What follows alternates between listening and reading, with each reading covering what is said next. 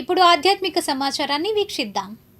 వడ్డేశ్వరం రాధారంగనగర్లోని బాలగణపతి అభయ ఆంజనేయ స్వామి దేవాలయంలో శ్రీ సీతారాముల కళ్యాణ మహోత్సవం ఘనంగా జరిగింది. ఈ సందర్భంగా అన్నదాన కార్యక్రమం జరిగింది. ఈ కార్యక్రమంలో టీడీపీ నాయకులు కాట్రగడ్డ మధుసూదన్ రావు, బాబు తదితరులు పాల్గొన్నారు. అనంతరం వారు మాట్లాడారు. వడ్డేశ్వరం గ్రామ ప్రజలందరికీ శ్రీరామనవమి శుభాకాంక్షలు. అట్లాగే బాలగణపతి అభయాంజనేయ స్వామి ఆలయం ఇక్కడ రాధారంగనగర్ వడ్డేశ్వరం గ్రామంలో ఆవరించి ఉన్నది. ఇది గత 4 సంవత్సరాల నుంచి లోకేష్ గారి ఆధ్వర్యంలో పార్టీ తరఫున కానీ అందరం కానీ కూటమి తరఫున కూడా మేమందరం దగ్గరుండి బాలగణపతి ఆంజనేయ స్వామి దేవస్థానానికి అన్నదానం నిర్వహించడం, ప్రతి శ్రీరామనవమికి 1200 నుంచి 1500 మంది దాకా భక్తులు కూడా చూస్తూనే ఉన్నారు. మీరు కూడా పొద్దున్నుంచి 9 గంటల నుంచి ఇదే విధంగా యథావిధిగా పూజా కార్యక్రమాలు జరిగినాయి. కళ్యాణోత్సవం కూడా 8-9 గంటల దాకా కూర్చొని ఉన్నారు. భోజనం కూడా 12 గంటలు స్టార్ట్ చేసి 4 గంటల వరకు 1500 మంది దాకా అయ్యేటట్లు ఉన్నారు. అందరూ కూడా కార్యకర్తలు కానీ గ్రామ పెద్దలు కానీ అందరూ సహకరించి ఎవరి పనులు వాళ్ళు చేస్తున్నారు కష్టపడి.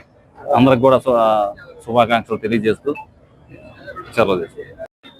శ్రీరామనవమి ఉత్సవాన్ని పురస్కరించుకొని వడ్డేశ్వరం గ్రామం రాధారంగనగర్లో వేంచేసి ఉన్నటువంటి ఆంజనేయ స్వామి విగ్రహం వద్ద ఈ కళ్యాణాన్ని పురస్కరించుకొని 10 గంటలు కూడా కళ్యాణాన్ని కూర్చోవడం జరిగింది. ఈ కార్యక్రమాన్ని పురస్కరించుకొని గత 4 సంవత్సరాల నుంచి మా కాట్రగడ్డ మధుసూదన్ గారి ఆధ్వర్యంలో ఈ 4వ సంవత్సరం అన్నదాన కార్యక్రమం నిర్వహించడం జరుగుతూ ఉంది. ప్రతి సంవత్సరం 1500 తక్కువకుండా అన్నదాన కార్యక్రమం జరుగుతూ ఉంది.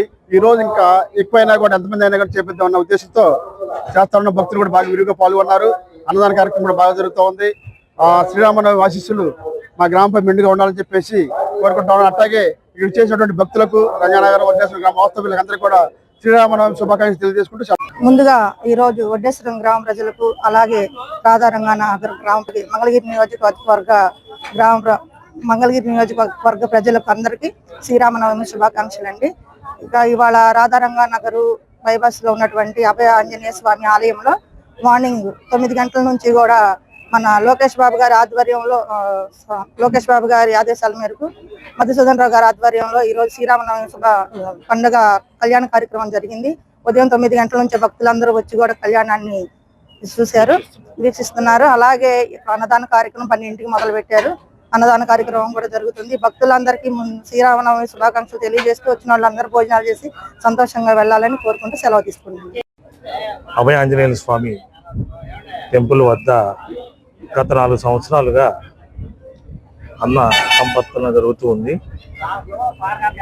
ఇది మధుసూదన్ రావు గారు, లోకేష్ గారి ఆధ్వర్యంలో మధుసూదన్ రావు గారి నేతృత్వంలో ఈ కార్యక్రమం నిర్వహించడం జరుగుతుంది.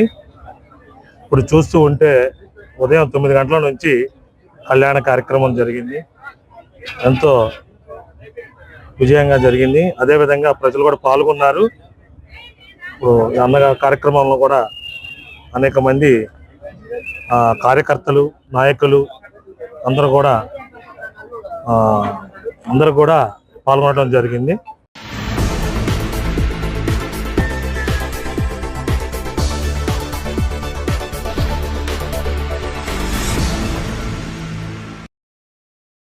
శ్రీరామనవమి సందర్భంగా తొల్లూరులోని కొత్తూరు రామాలయం వద్ద సీతారాముల కళ్యాణం వైభవంగా జరిగింది.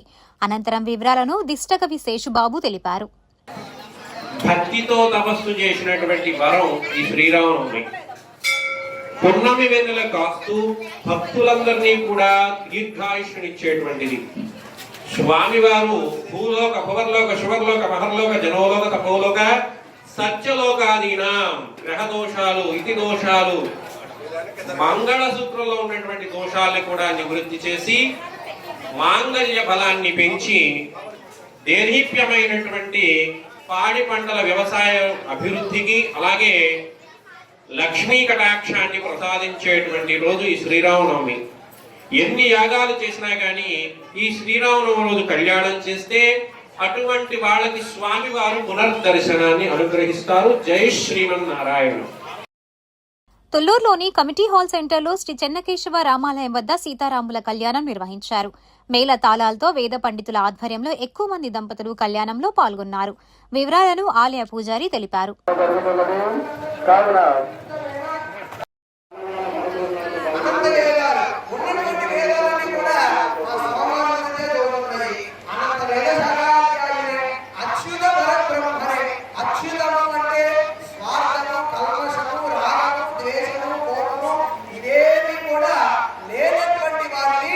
అచ్యుతులు అని పిలుస్తారు. శుభం అంటేనేమో కల్మషం కలిగినటువంటి వాడు అని, అచ్యుతుడు అంటే కల్మషము లేనటువంటి వాడు అని అర్థం. కాబట్టి అటువంటి అచ్యుత పరమాత్ముడు అదేవిధంగా మరి స్వామివారి ఆదినారాయణుడు పూర్వంలో ఎవరైతే శ్రీమన్నారాయణమూర్తి వారు ఉన్నారో ఆ నారాయణుడే ఈ యొక్క శ్రీరామచంద్రమూర్తి అవతారాన్ని ధరించి మన ముందు కన్యాదానం స్వీకరించడం కోసంగా ఎక్కడి నుంచి వచ్చారు? అయోధ్యాపుర నివాసినే. అయోధ్యాపురం నుండి ఈ యొక్క తుళ్ళూరు గ్రామానికి వచ్చారు స్వామివారు. స్వామివారిని ఎవరు పూజించారు? కేవలం తుళ్ళూరు గ్రామ ప్రజలు మాత్రమే పూజించారా? కేవలం పూర్వంలో ఉన్నటువంటి వారు పూజించారా? దేవతలు, కిన్నరులు, కింపురుషులు, ఆ దేవత గణాలందరూ కూడా నిరంతరము స్వామివారి యొక్క పాదాలనే పూజ చేసుకుంటారట.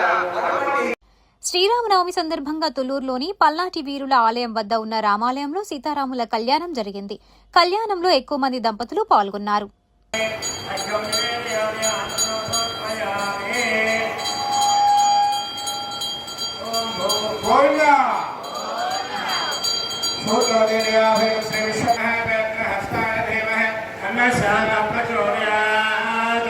దుగ్గిరాల మండలంలో శుక్రవారం రామనామ స్మరణతో గ్రామాలు మారుమ్రోగాయి.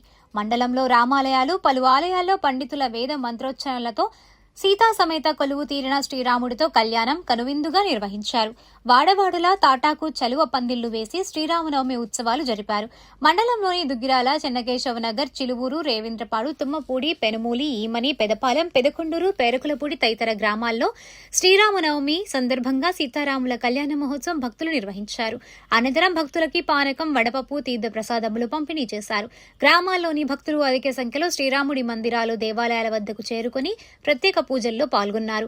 మండల పరిధిలోని అతి పురాతనమైన వీర్లపాలెం రామాలయంలో స్తూపకారం స్తంభంపై ఉన్న సీతారాములని భక్తులు దర్శించుకుని సీతారాముల కళ్యాణం వీక్షించారు. అదేవిధంగా పలు గ్రామాల్లో శ్రీరామనవమి పురస్కరించుకుని అన్న సందర్భం నిర్వహించారు. గ్రామాల్లో ఆయా దేవాలయాల పాలకవర్గ సభ్యులు ప్రత్యేక ఏర్పాట్లు చేశారు.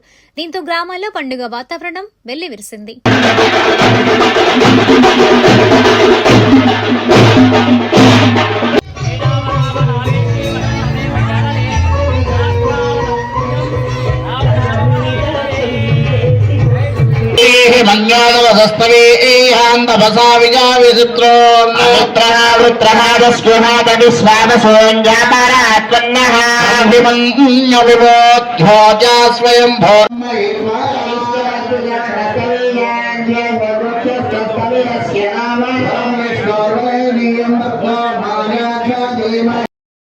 దుగ్గిరాల యాదవ్ బజార్లో ఉన్న శ్రీ కోదండరామ మందిరంలో శుక్రవారం శ్రీరామనవమి వేడుకలు నిర్వహించారు. ఇటీవల నూతనంగా ప్రతిష్ఠ జరిపిన ఆలయంలో గ్రామానికి చెందిన సారెద్దుల శ్రీనివాస్, లక్ష్మీ సామ్రాజ్యం, వేల్పుల పవన్ కుమార్, జ్యోత్స్న దంపతులతో పాటుగా మరో 2 దంపతులు స్వామివారి కళ్యాణంలో పాల్గొన్నారు.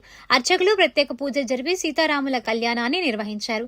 శనివారం ఉత్సవ విగ్రహాలను గ్రామంలో ఊరేగింపు నిర్వహిస్తున్నట్లుగా యూత్ సభ్యులు తెలిపారు. అదేవిధంగా ఆదివారం అన్నదాన కార్యక్రమం జరపనున్నట్లు చెప్పారు. భక్తులకు ప్రసాదాలు పంపిణీ చేశారు.